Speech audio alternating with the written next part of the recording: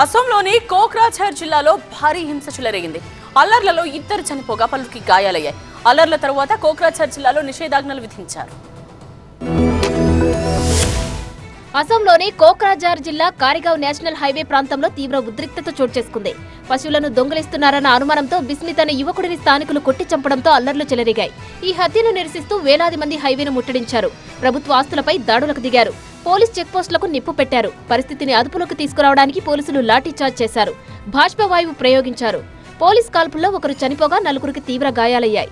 అల్లర్లతో ప్రమేయం ఉన్న 46 మందిని పోలీసులు అరెస్టు చేశారు. అల్లర్ల కారణంగా పోలీసులు కోక్రాఝార్ జిల్లాలో ఇంటర్నెట్ ను నిలిపివేశారు. పరిస్థితిని అదుపు చేయడానికి అదనపు బలగాలను తరలించారు.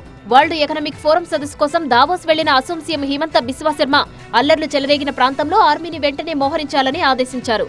రాజకీయ పార్టీలు సంయమనం పాటించాలని విజ్ఞప్తి చేశారు. అసోం డీజీపీ హర్మిత్ సింగ్ హుటాహుటిన కోక్రాఝార్ చేరుకున్నారు. స్థానిక పోలీసు అధికారులతో సమావేశమయ్యారు. అల్లర్లకు పాల్పడితే కఠిన చర్యలు తీసుకుంటామని పోలీసులు హెచ్చరించారు. 2 వర్గాల మధ్య రాజీ కోసం ఉన్నతాధికారులు ప్రయత్నిస్తున్నారు. సోషల్ మీడియాలో ఈ ఘటనపై తప్పుడు ప్రచారం చేస్తే కఠిన చర్యలు తీసుకుంటామని పోలీసులు ఇప్పటికే హెచ్చరికలు జారీ చేశారు.